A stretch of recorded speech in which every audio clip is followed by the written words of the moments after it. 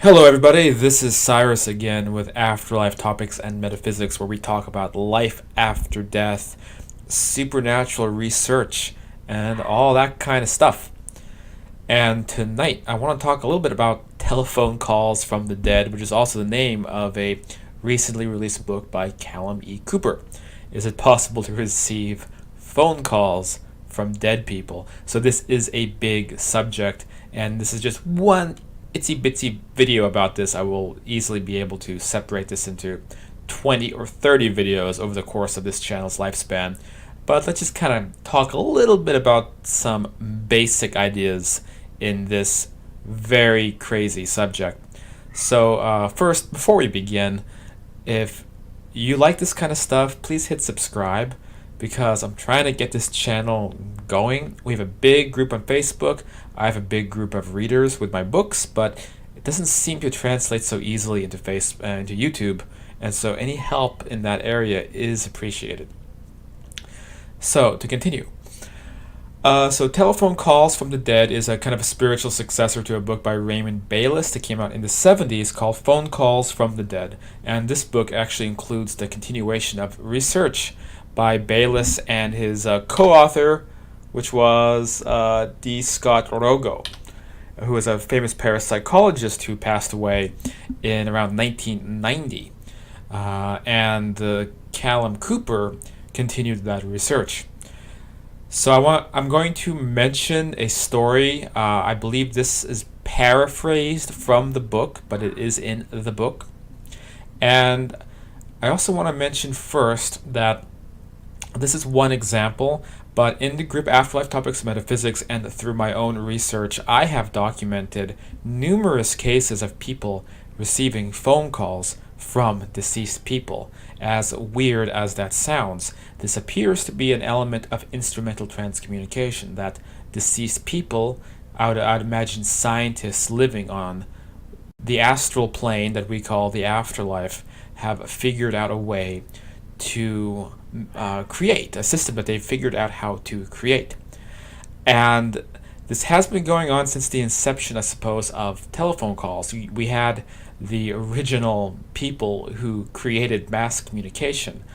Thomas Edison and Nikola Tesla, both of these guys were highly interested in communication with the beyond through the airwaves and through telephones.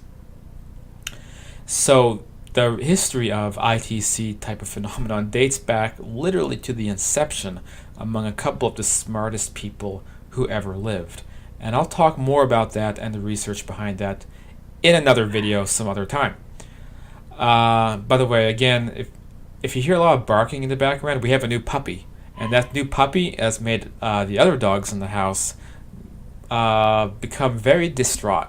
So if we suddenly hear lots of barking, that's what we got to deal with. Okay, so this story concerns man named Carl, so I'm just going to read it off. Carl, who took himself off to the coast in 1969 for a much-needed break. He found a cottage which had a room to rent.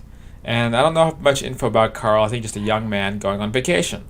At the cottage, a woman greeted him and said he should call her grandma. So this is, some woman owns the house, says, call me grandma, here's a room, you can stay here, and probably gave him a nice deal.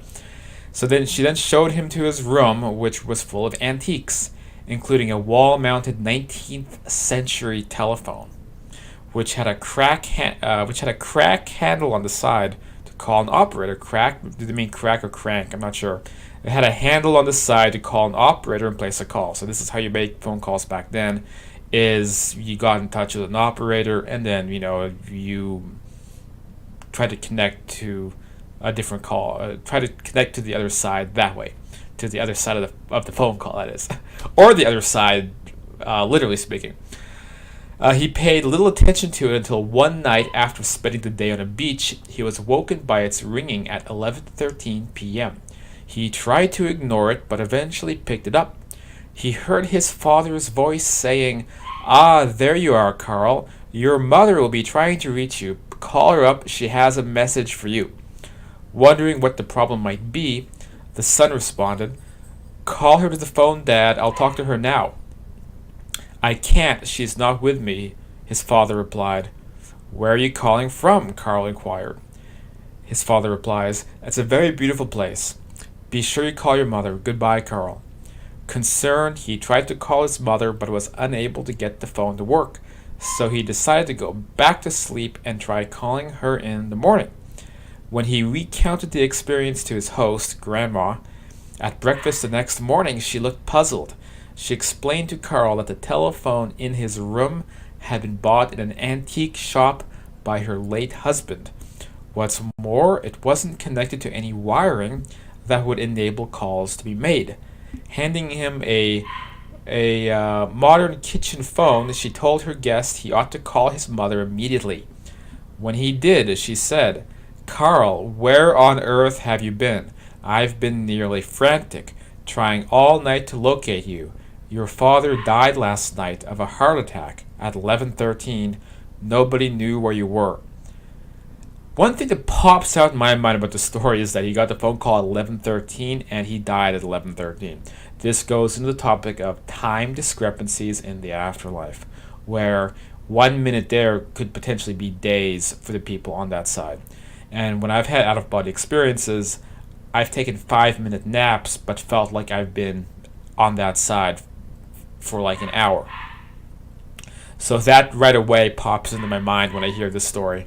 So this sounds like a, quote, creepy paranormal story. Really, it's a really nice story of after-death communication. And,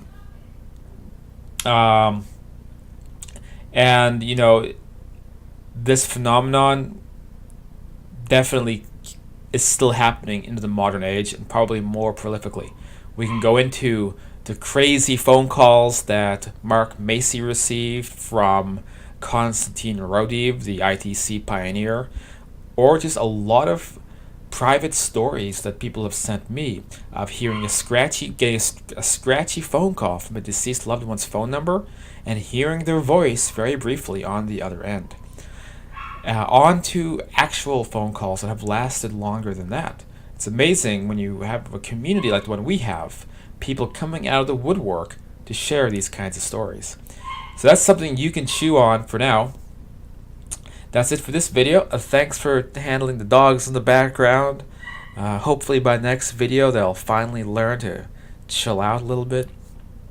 If you like this kind of stuff, again, please hit subscribe. You can check out my books, Understanding Life After Death, The Afterlife, and Beyond, afterlifetopics.com. We do bi-weekly classes. You can find that info there as well.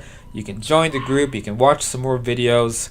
Whatever you want to do. If you want to get involved, that's great. It's all in the channel description. And I'll see you guys in the next video.